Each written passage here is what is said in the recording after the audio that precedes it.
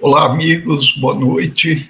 Sejam bem-vindos para mais um SEAC no Lar, uma oportunidade que nos é oferecida semanalmente para estudarmos o Evangelho de Jesus, podermos adquirir conhecimentos que nos orientam ou nos orientarão durante os dias da nossa existência, né? Hoje estamos, uma vez mais, aqui com o José Rubo, nosso companheiro sempre de bancada nesse momento, a quem eu dou boa noite, as boas-vindas também. Bem-vindo, boa noite, José. Boa noite, Maurício, boa noite a todos os que nos acompanham pelas mídias sociais da Rádio TV SEAC.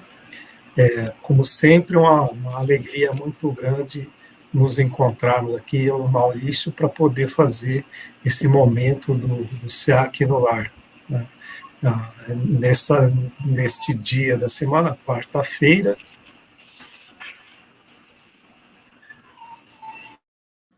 o dia que nós temos aqui disponível para a nossa conversa com vocês, nossa oração, e esperamos que durante muito tempo a gente ainda consiga fazer esse programa, porque realmente traz benefícios tanto para vocês que nos assistem, mas também para nós dois, qualquer dupla que faça aqui o Evangelho, o SEAC no Lar, né? E nós também aproveitamos bastante esse momento junto com vocês.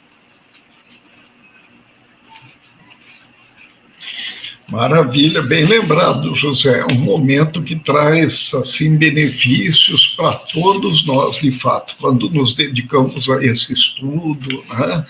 Para esse momento que estamos aqui junto com todos, discutindo sobre esse aprendizado, de fato sempre nos traz algo além e que acrescenta em nossa vida, né? Bem lembrado. Como os amigos já sabem, nós estamos trabalhando o livro Vinha de Luz, que é um livro psicografado por Francisco Cândido Xavier e ditado pelo Espírito Emmanuel, que traz ali as lições do Evangelho, né, a partir de versículos. Cada uma das lições, ela parte de um versículo, onde depois disso Emmanuel discorre a respeito. Hoje nós vamos ver o capítulo número 85, que tem por título Substitutos, e nós vamos procurar entender o que Emmanuel traz a respeito dessa lição, né, que recebe esse título de substitutos, que é retirado de Lucas, no capítulo 1, versículo 79, lá ali no finalzinho do primeiro capítulo, né, de Lucas. Nós sempre lembramos que alguns amigos iniciam, né, assistindo o programa conosco, portanto se apresentam muitas vezes ainda como mais aprendizes do que nós mesmos, né? Então é sempre bom aquela orientação a respeito desse encontro do Evangelho no lar, né? Ele, como o José disse agora há pouco, nós aqui no SEAC no Lar fazemos às quartas-feiras, das 18h30 às 19h30. Esse dia foi escolhido por conveniência, tanto da geração de imagem por parte da TV SEAC, quanto da equipe que participa, né, semanalmente com esses estudos. E é importante que haja uma data específica e um horário específico para que nós possamos nos disciplinar em relação a isso. Então, o irmão vai fazer o Evangelho no Lar aí na sua casa, vai, de alguma maneira, né, que nós recomendamos introduzir esse costume em família. É importante determinar um dia da semana, um horário, onde a maior parte das pessoas que têm interesse possam se reunir e aí, então, discutir a respeito do Evangelho de Jesus, né? Esse é aquele momento que, além de nos disciplinarmos para estarmos presentes, os bons espíritos, sabedores que vamos nos encontrar, reservam também esse momento para estar conosco, nos orientando. E aí algumas etapas, né, que são até relativamente simples e que podem eventualmente ser feitas de forma diferente, mas uma orientação simples, né, que a FEB, a Federação Espírita, nos passa, é que com uma prece, né, abertura, onde pedimos, rogamos a Deus, aos bons espíritos, que nos assistam nesse momento, nos orientando, nos intuindo, realizamos um pequeno trecho da leitura, como eu disse aqui no SEAC, no lar, nós utilizamos o livro Vinha de Luz, estamos aí no capítulo. Aí, depois da leitura, refletimos, comentamos a respeito do nosso entendimento sobre aquele capítulo e encerramos também uma prece agradecendo a Deus, né, aos bons espíritos, mas também pedindo por aqueles que nós sabemos que necessitam do auxílio divino, do auxílio de Jesus e seus emissários, para que nós possamos pedir um equilíbrio, serenidade àqueles que governam as cidades, os países, que têm a responsabilidade sobre a gestão das coisas na Terra, né? E dessa maneira, então, além do aprendizado, nós fazemos o nosso petitório diante daquilo que nós acreditamos ser a coisa certa. Nada além com muito tempo, 15, 20 minutos é suficiente, né? Podemos fazer com a quantidade de pessoas que se disponham a participar, convidamos as pessoas, né? Eu acredito que é assim, é uma postura, né, de exigir a participação das demais pessoas, não é uma postura muito correta. É bom que a pessoa tenha a iniciativa de participar, que ela atenda um convite. Eu já não penso a mesma coisa em relação às crianças, que são aqueles que estão sob a nossa guarda, a nossa responsabilidade educacional. Eu acredito, sim, que nós devemos pedir que as crianças participem. É claro, podemos tornar essa atividade mais fácil, mais atrativa para as crianças, utilizando até o Evangelho para crianças, né, que tem as publicações aí de diversas editoras espíritas e que nós encontramos nas livrarias espíritas, a própria livraria do SEAC, aqui na rua 7 de setembro, 830, na cidade de Bauru, ela tem essas edições. E aí, então, tornamos esse estudo até atrativo para a criança, lúdico, com alguma atividade ali também artística que pode ser feita, né? Mas a criança, eu acho que nós devemos, sim, ser um pouco mais rigorosos na participação. Aqueles parentes que não são espíritas ou que não acompanham, né, religião nenhuma e porventura não queiram participar, nós convidamos, olha, vou fazer o evangelho, você não quer participar? Não vou participar, fica tranquilo, não força a barra, né? Vai lá, faça sozinho se for preciso, né? Se tiver sozinho em casa, tem alguns amigos que até fazem em voz alta mesmo, né? Eles falam, não, tem alguns espíritos que são mais materializados, quando eu faço em voz alta, eu acredito que fica mais fácil para ele assimilar, né? Mas não podemos esquecer que é uma reunião também de vibração, né, mental, psíquica. Então, olha, eu não quero ficar falando em voz alta sozinho, não quero parecer doido, não tem importância.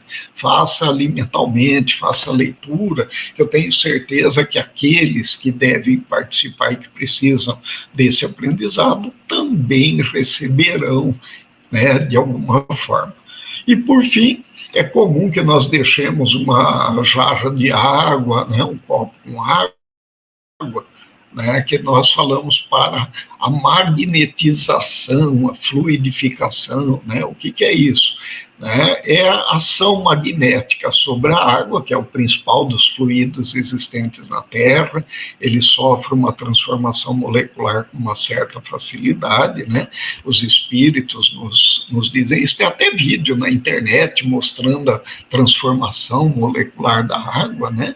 Então a gente deixa aí esperando que ela seja, né, transformada naquele nosso momento de estudo, aquele nosso momento de oração, e que depois pode ser ali sorvida ao final do nosso encontro, pode ser oferecida para aqueles que participam, mesmo aqueles que não quiseram participar, tem muitos que ficam esperando a gente acabar o estudo, vem lá, olha, tem a água aí e tal, né? Tem, está aqui e tal, por quê? Né? É um lenitivo, é uma maneira mais de nós predispormos espiritualmente, né, para que possamos enfrentar as coisas aí, os obstáculos, digamos, as peripécias do dia a dia. Né? Então é isso, nada além disso. E como eu disse, 15, 20 minutos, um pouquinho mais, né? Às vezes tem 2, 3 pessoas que gostam de falar das suas reflexões. Aqui nós costumamos ir próximos de 1 hora, porque a TVCAC nos oferece esse tempo, então nós acabamos, até pelas vezes que já repetimos algumas das lições, a gente acaba até se estendendo um pouco mais, mas não precisa que seja 1 hora em casa, né? Pode fazer com aquele filho que está estudando fora da cidade online. Eu estou aqui em casa, o José, por exemplo, está na casa dele, né? Algumas vezes nós vamos até o estúdio de TV do SEAC, um fica no estúdio, o outro está em casa. Já fizemos até aqui, né, sem querer dizer que nós somos grande coisa, né, José, mas nós já fizemos aqui, né, com eu aqui no Brasil, o José nos Estados Unidos e o Joe, que cede o horário para a gente põe no ar, na TV SEAC, né? Então é possível, a tecnologia veio para facilitar a vida da gente. Aquele filho que o tempo todo nos acompanhou ao centro espírita, participou da mocidade, ele nesse momento ele pode também reunir conosco. É claro, não vai marcar o evangelho no lar para o horário que ele tem aula, né? Porque senão o José é professor universitário, eu professor universitário, o professor vai ficar muito bravo com a situação, não vai, José? Vai ficar bravo, né? Vai. Então, é isso daí, que a gente procura as facilidades e dá para fazer, né? Então, vamos lá, José, vamos começar? Vamos começar, né? Eu vou, então, fazer aqui a prece. Vamos lá, senão o pessoal fala, esses dois só enrolam mesmo, que coisa, né? E aí você acaba levando um pouco da culpa do atraso, porque eu falo demais, né? E a lição vai falar disso hoje, da responsabilidade, né, daqueles que dirigem e tal. Mas vamos lá, então eu vou fazer a prece inicial, daí a gente faz uma leitura, os comentários, né, e partimos para o encerramento, né, que deve dar em torno aí de uns 45, 50 minutos. Convido todos, então, a elevar o pensamento nesse momento, a Deus, nosso Pai de amor e bondade, aos bons espíritos, rogando que nesse momento que nos reunimos para o estudo do Evangelho no lar, que nos seja permitida a presença dos irmãos da espiritualidade, esses companheiros que de maneira incansável trabalham conosco, nos orientando, nos intuindo no dia a dia, para que uma vez mais, né, nos acompanhem e nos orientem sobre aquelas decisões, aqueles passos que nós devemos dar, para que tenhamos um bom posicionamento na existência, fazendo aquilo que é esperado de nós, que possamos agir no bem, nos transformando e transformando o local no qual nós vivemos, no local no qual nós realizamos as nossas atividades. Que Jesus, nosso mestre, em nome de quem nos reunimos, esteja conosco e nos ampare uma vez mais nesse propósito. Que assim seja. Assim seja. Vamos lá. José, vou fazer a leitura, então, e daí depois a gente volta para ir comentando, né? Vinha de Luz, Emmanuel, lição número 85, título Substitutos. Para alumiar os que estão assentados em trevas e sombra de morte, a fim de dirigir os nossos pés pelo caminho da paz.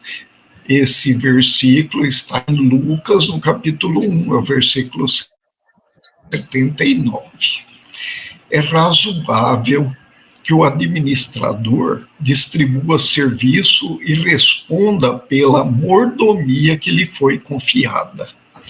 Detendo encargos da direção, o homem é obrigado a movimentar grande número de pessoas.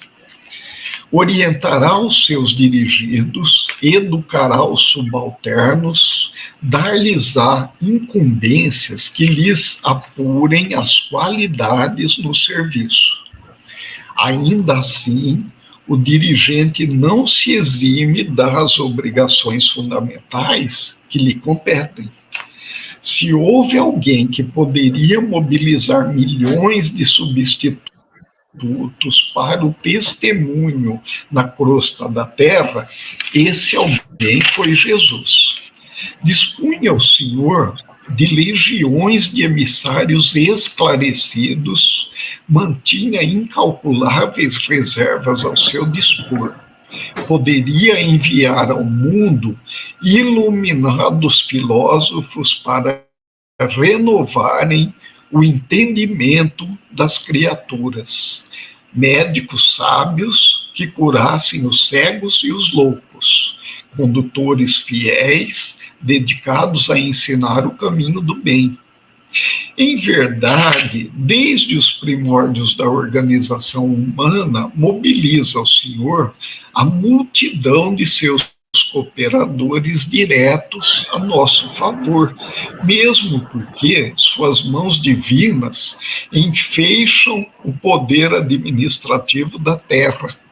Mas urge reconhecer que no momento julgado essencial para o lançamento do reino de Deus entre os homens, veio ele mesmo à nossa esfera de sombras e conflitos. Não enviou substitutos ou representantes. Assumiu a responsabilidade de seus ensinamentos e, sozinho, suportou a incompreensão e a cruz. Inspiremo-nos no Cristo e atendamos pessoalmente ao dever que a vida nos confere. Perante o Supremo Senhor, todos temos serviço intransferível. Emmanuel nos fala, então, sobre a responsabilidade da missão de cada um. E eu, quando li, eu vou dar meu testemunho particular aqui, quando eu li essa lição e comecei a fazer essas relações, eu pensei na quantidade de vezes que eu tive vontade de transferir a responsabilidade, mandar alguém no meu lugar fazer alguma coisa, porque eu sabia que seria uma tarefa difícil, que seria uma tarefa muitas vezes cansativa, que eu tinha toda a condição de fazer e que muitas vezes eu mesmo sabia que eu era a pessoa em melhor condição de fazer. E eu tive vontade de mandar alguém no meu lugar. E eu confesso que eu senti uma certa vergonha de ter tido esse comportamento, que às vezes nós temos, diante dessa situação que Emmanuel nos coloca, né? E nós vamos falar sobre essa lição agora, né? Para que cada um possa refletir a respeito e saber como está em relação a cumprir aquilo que o Pai espera de cada um de nós, né? Então, como eu disse, depois da leitura, nós vamos lendo novamente parágrafo por parágrafo e vamos esclarecendo a respeito, né?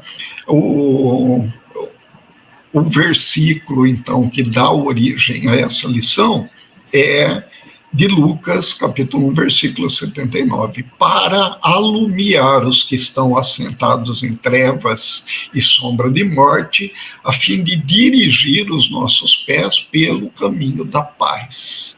Eu sempre gosto de ouvir a contextualização que o José faz a respeito, né, do versículo, e que eu acho interessante para que nós possamos nos posicionar do momento em que ocorre a frase bíblica que é citada, né? Então eu passo a palavra para o José para que faça seus comentários a respeito desse versículo. Ok. Obrigado, Maurício. Primeiramente, vamos colocar, né? Evangelho de Lucas. Então, lembrando que dos 4 evangelistas, né, Lucas é aquele que não era um dos 12 discípulos de Jesus. Na verdade, Lucas, ele se avistou diversas vezes, ele era podemos chamar de um discípulo de Paulo, né? Então, ele não teve um contato com Jesus, ele descreve, né, o Evangelho de Jesus a partir de relatos, algumas escrituras anteriores, e ele procura fazer isso de uma forma histórica, vamos dizer assim, né? Já que Lucas é conhecido por ter sido um médico da época, então ele era dado às questões mais científicas, né, ele buscava, né, uma precisão naquilo que ele apresentava, então ele faz esse relato histórico, né, da vida de Jesus. E, então isso que é chamado o Evangelho de Lucas, né? E Lucas aí começa o seu evangelho com esse capítulo primeiro, que ele é bem longo, nós estamos falando do versículo 79, né? São 80 versículos nesse capítulo. Então ele começa a descrever o momento em que Jesus vem ao mundo, o que estava acontecendo e como que Jesus vem ao mundo. Então ele começa no capítulo 1 falando de tudo isso, falando da situação, e ele vai chegar no momento em que nós temos, né, a anunciação, né, de Maria, a anunciação do nascimento de Jesus pelo anjo Gabriel, e também tem a visita de Maria a Isabel, sua prima. E Isabel, já idosa, né, concebe um menino. E esse menino seria, então, João Batista. E João Batista, então, filho de Zacarias e Isabel. E, a princípio, queria se dar o nome de Zacarias para esse menino, mas Isabel diz, não, ele vai se chamar João. E perguntam para Zacarias qual que deveria ser o nome dele.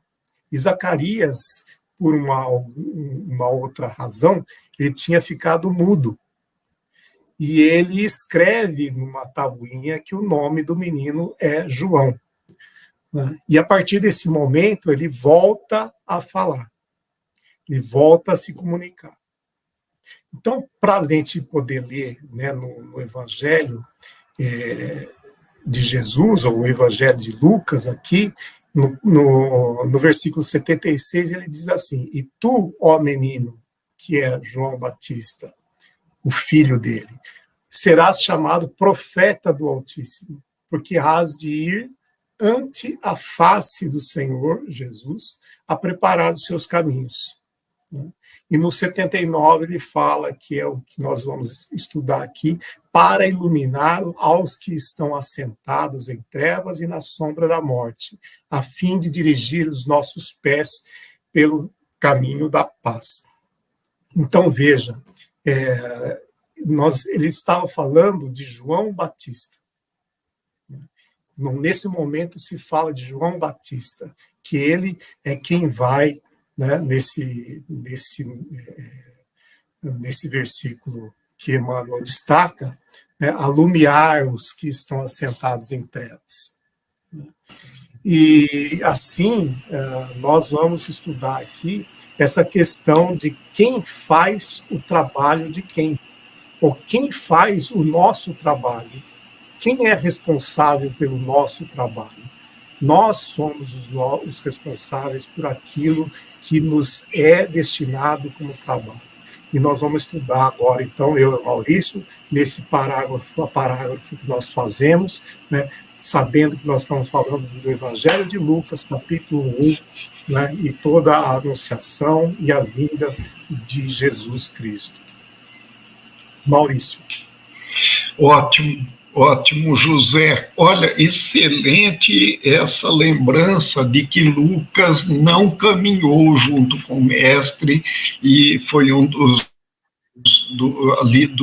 evangelistas, né, que recebeu o ensinamento depois, e bem lembrado do fato de ser Lucas. Eu adoro o Evangelho de Lucas, porque, muito embora, né, ele traga a mesma sequência, né, sinóptica, inclusive, dos outros evangelistas, ele sempre tem uma abordagem um pouco mais científica daquilo que ele traz, parece que é um pouco mais apurado, assim, em termos de conhecimento científico, né, e até lembrando os irmãos, né, que é assim, dos evangelhos, né, Lucas e Marcos adquiriram conhecimento do evangelho depois. Marcos, na verdade, é João Marcos.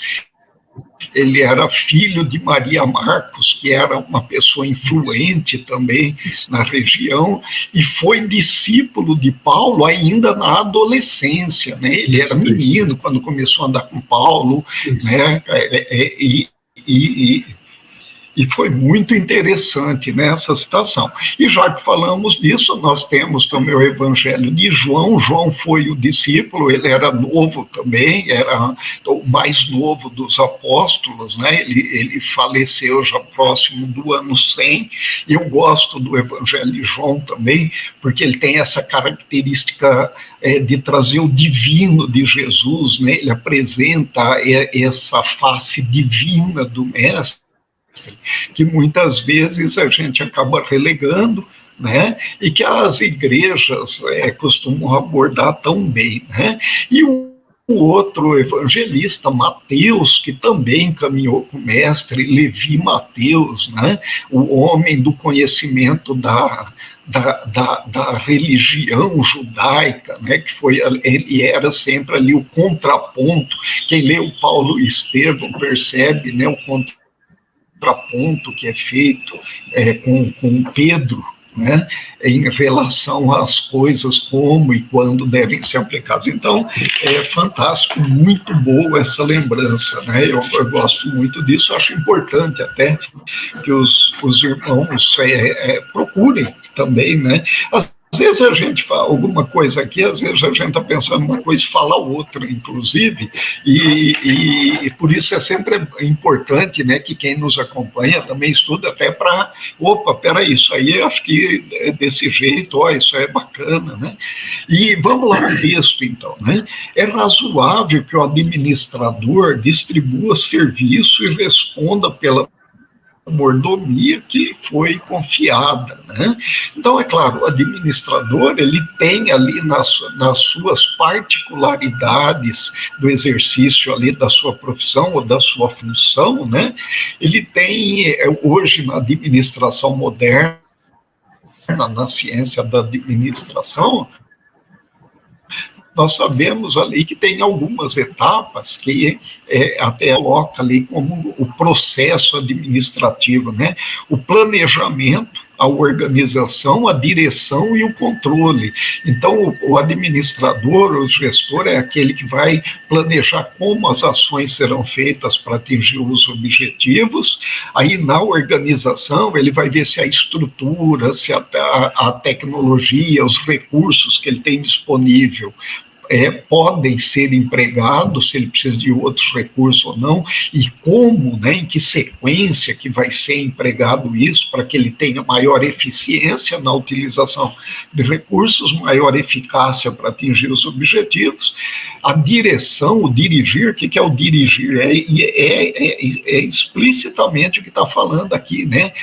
A partir de distribuir as ações, a partir do planejamento, tendo elas organizadas, é conduzir as pessoas para que elas realizem aquilo que foi confiado a elas.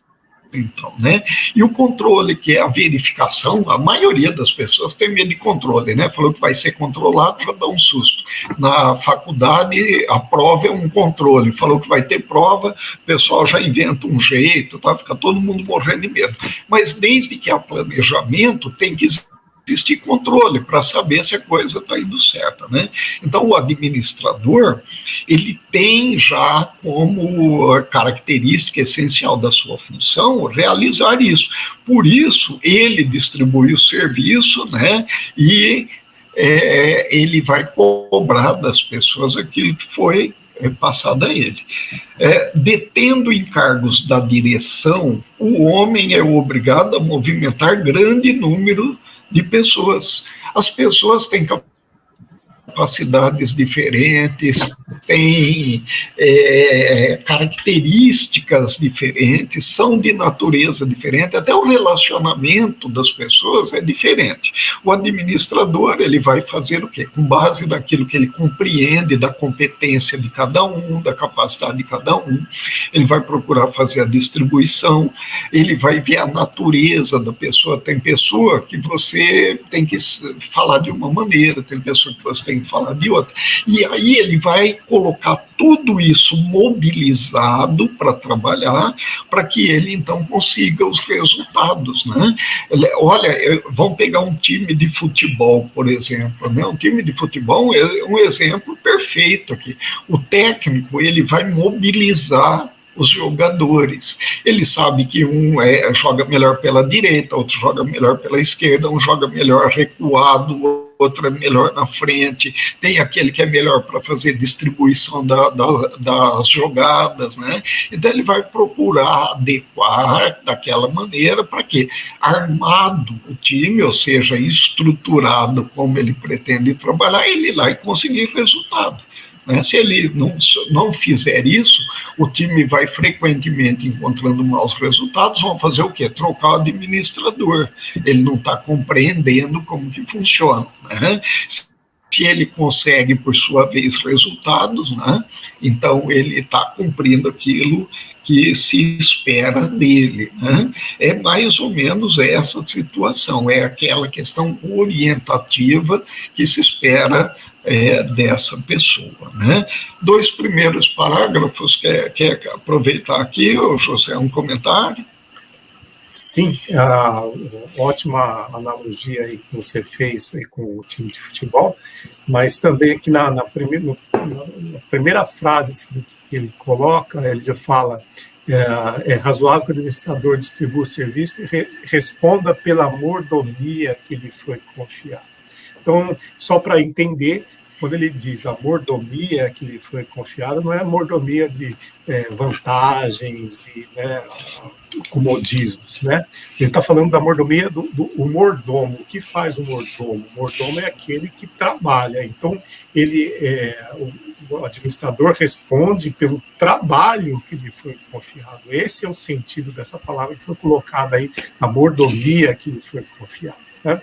Então, isso é que eu queria chamar a atenção, né? E essa questão de você trabalhar com um número grande de pessoas, com as diferenças entre as várias pessoas, né, faz parte mesmo. Cada um vai ter uma característica, como o Maurício bem falou, Mas, né, o que compete ao administrador, ou esse que está conduzindo o trabalho, é dar para esse grupo de pessoas, seja o time de futebol, seja os trabalhadores de uma empresa, é dar para eles a noção de um objetivo claro a ser conquistado. A hora que ele dá esse objetivo claro, ele pode fazer concessões ou criar obrigações para esses membros, né, dessa equipe para poder conseguir aquele objetivo. Todos sabem qual é o objetivo, né, Maurício? Exatamente, é tirar o melhor, ele vai tirar o melhor de cada um, né, e vai fazer com que a soma de 1 mais 1 seja muito mais do que 2, né, que a gente fala, né? Você vai somar competências ali e fazer com que eles sejam muito mais do que uma simples soma. Continuando, então, orientará os seus dirigidos, educará os subalternos, dar-lhes-á incumbências que lhes apurem as qualidades no serviço, né? É isso que a gente estava falando aqui, de melhor aproveitar as potencialidades, né?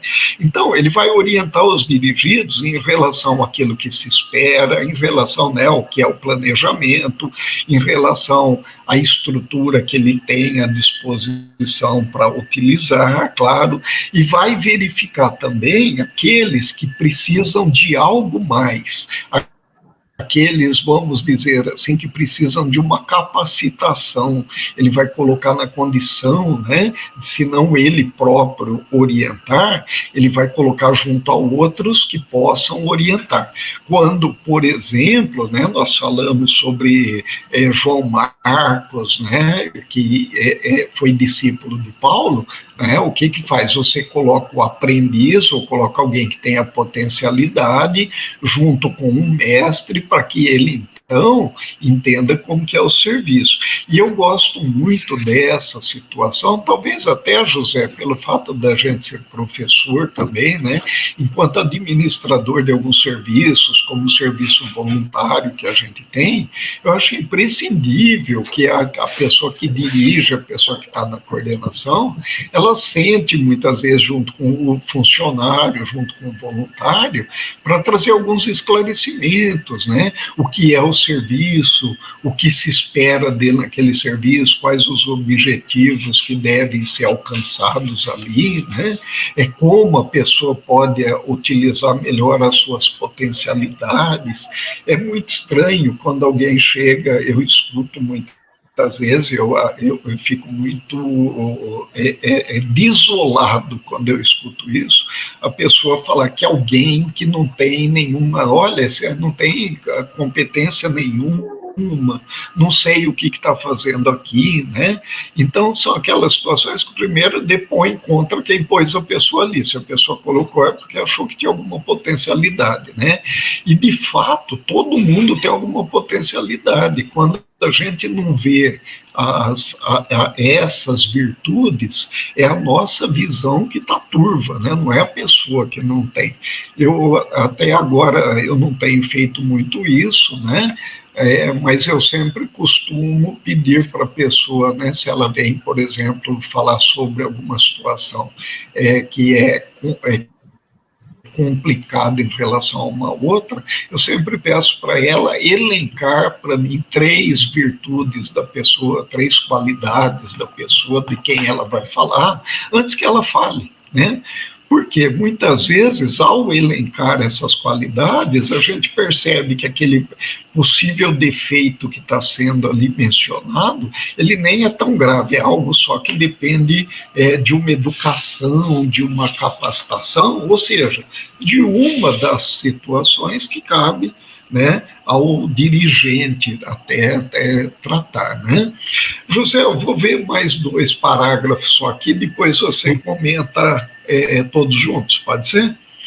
Pode. Ainda assim, o dirigente não se exime das obrigações fundamentais que lhe competem, né? É claro, ele dirige, ele educa, ele conduz, né? Mas ele tem algumas obrigações que são próprias dele, que é ele mesmo que deve fazer, né?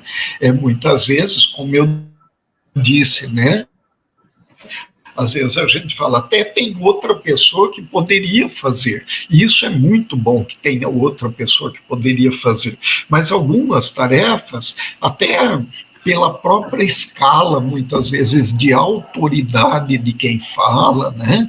É interessante que o próprio administrador, dirigente, ele tome para si aquela responsabilidade, né? Eu me lembro da questão, né, que Kardec pergunta, né, aos espíritos se ele, porventura, não fizesse ou falhasse na missão dele, ou ele recebe a resposta de que se ele não fizesse, outro o faria. Quer dizer, sinal que tinha pessoas ali preparadas para fazer a missão que Kardec fez, né? No entanto, cabia a ele levou adiante essa missão, e muitas vezes nós temos coisas assim, né? E aí, continuando, Emmanuel nos diz, se houve alguém que poderia mobilizar milhões de substitutos para o testemunho na crosta da terra, esse alguém foi Jesus. E, gente, sempre que eu chego num ponto desse daqui, é algo que emociona bastante, né? Ele está diretamente ligado ao amor que o mestre tem pela humanidade, né? Olha só, poderia mobilizar milhões de substitutos, e olha, mobilizou, né? Quantos profetas não vieram antes, quantos homens de ciência não vieram, todos trazendo ensinamento, todos preparando o caminho, todos eles, e todos eles eram que enviados do mestre, enviados daquele que tem a responsabilidade de ser o governador da Terra, o governador do planeta, de conduzir o planeta, né? Então Jesus, ele poderia ter feito o pedido para que qualquer um viesse. Ele, no entanto, que ele fez como bom administrador, ele foi mandando aos poucos cada um para uma situação, aquela que se adequava melhor, um profeta vindo num determinado período, outro profeta em outro período, um nascido numa região, outro nascido em outra região. Então ele utilizou isso de uma maneira espetacular, né? No entanto, o que ele vai fazer, que nós vemos aí, né, na sequência? Ele veio pessoalmente, né? Dispunha o Senhor, continuando, dispunha o Senhor de legiões de emissários esclarecidos, mantinha incalculáveis reservas a seu dispor, recursos infinitos, poderia enviar ao mundo iluminados filósofos para renovar o entendimento das criaturas, médicos sábios que curassem os cegos e os loucos, condutores fiéis dedicados a ensinar o caminho do bem. Olha só a maravilha que ele tinha à disposição, né? Então, aí bate aquela questão de falar assim, opa, peraí, né? O artilheiro, né, José? O artilheiro que ele está lá, ele passa a bola, ele recebe, ele faz a jogada, e aí, num dado momento, ele levanta a mão, bate no peito, né? Essa é minha. Comenta aí, José, antes da gente partir para esse parágrafo que é fantástico. Então, Maurício, o dirigente, né, nós estamos falando de Jesus, obviamente, né, ele tem as suas obrigações fundamentais e Jesus assumiu todas as suas. Realmente ele não colocou substitutos para aquilo que era fundamental, que era o exemplo que ele precisava passar. Ele precisava fazer o que ele fez. E ele, para isso, realmente, ele não deixou que ninguém mais fizesse o trabalho. né, apesar de ter condições de fazer de forma muito mais simples, muito mais tranquila, muito mais confortável para ele, sem precisar passar por todo o sofrimento, o sacrifício que ele passou, mas ele assumiu toda a responsabilidade, colocou sobre o peso sobre as suas costas, eu vou mostrar a estas pessoas, filhos de Deus, que a forma de agir, a forma de chegar até o Pai é o caminho que eu estou mostrando.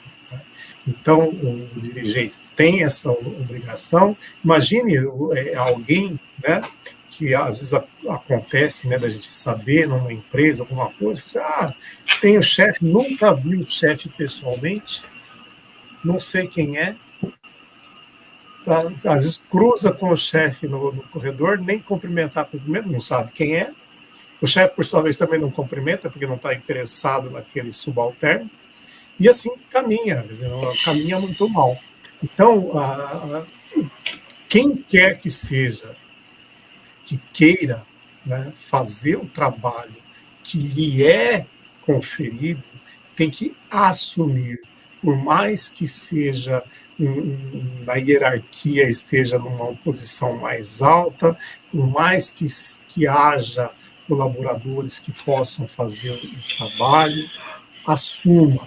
E Jesus, Deus nos coloca aqui nesse planeta, nessa existência, justamente porque nós temos um trabalho a fazer. E não adianta ficar querendo delegar o que é para nós, para outras pessoas. Tá? Não só delegar a nossa responsabilidade para outras pessoas, como também delegar as culpas que são nossas, né, pelos nossos erros, a outras pessoas. Né? Então, vamos assumir tudo, tanto as nossas responsabilidades quanto os nossos erros. Né? E aí sim nós conseguimos seguir, né, o exemplo de Jesus Cristo. Maurício. Que pena, não pode delegar a culpa também, poxa vida, aí é difícil, né? É duro, né? Brincadeira, né? É claro que não devemos, né? O centroavante marca o gol, bate no peito, né? E aí, na hora que ele é isso aí. É isso aí, vamos lá então. Ó. Em verdade, e agora nós vamos, claro, ler os parágrafos, né, que coroam essa parte que o José nos trouxe. Em verdade, desde os primórdios da organização humana, mobiliza o Senhor a multidão de seus cooperadores diretos a nosso favor, mesmo porque suas mãos divinas enfeixam o poder administrativo da terra, mas urge reconhecer que, num momento julgado essencial para o lançamento do reino de Deus entre os homens, veio ele mesmo à nossa esfera de sombras e conflitos. Se nós tomamos o texto bíblico, nós vamos ver a quantidade, né, de profetas, de homens trazendo as leis de Deus, trazendo as palavras de Deus, tal, para o ensinamento. Esses foram aqueles que receberam a delegação, né, anteriormente, vai lá, faz isso, você trabalha bem isso, né? É igual o administrador de uma empresa distribuindo quem vai fazer o quê, não é? E aí, então, chegou o momento crucial. Opa, peraí, lançamento do reino de Deus. Tem outros? Tem. A gente, quando vê, inclusive, o próprio Evangelho de Jesus, quando nós vemos Atos dos Apóstolos, nós vemos que o entendimento da mensagem do Evangelho, da Boa Nova, muitos daqueles que estavam ali, o que eles fizeram? Eles comportaram dignamente.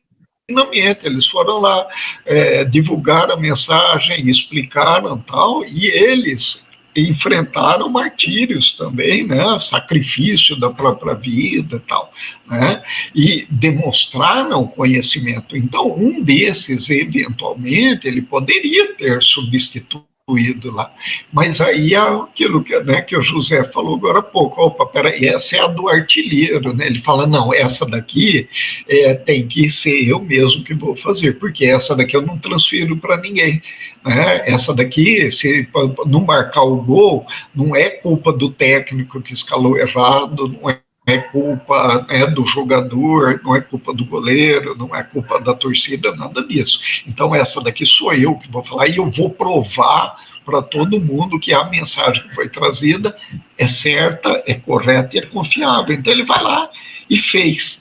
Né? Jesus conhece muito bem cada um de nós, né? O pastor conhece as suas ovelhas e tal. Então, ele sabia tudo aquilo que podia esperar de cada um, tal, e ele sabia muito bem aquilo que era necessário ser feito para que a mensagem ficasse gravada, né? Não enviou substitutos ou representantes, assumiu a responsabilidade de seus ensinamentos e sozinho suportou a incompreensão e a cruz. O general que vai à frente, o general que lidera, o general que demonstra aquilo que é necessário. Então, ele faz com que a missão seja valorizada, que as pessoas entendam, falem assim, olha, essa é aquela situação que ele próprio foi lá e fez. Então ele mostrou, e aí ele pôde mostrar, por exemplo, que a morte não existe, porque ele, né, ele derruba a morte 3 dias depois, ele reaparece, gente, tô aqui, olha, sou eu mesmo, tal, né? É fantástico, né, José? Quer comentar aqui antes da gente ler os 2 finais? Sim, rapidamente, Maurício.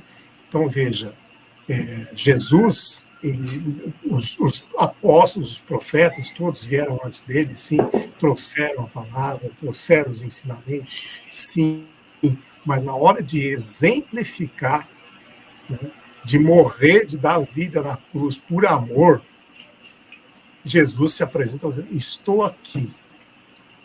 E ele faz o trabalho. Né? Então, ele mostra o caminho. Ele não deixa para outro mostrar o caminho.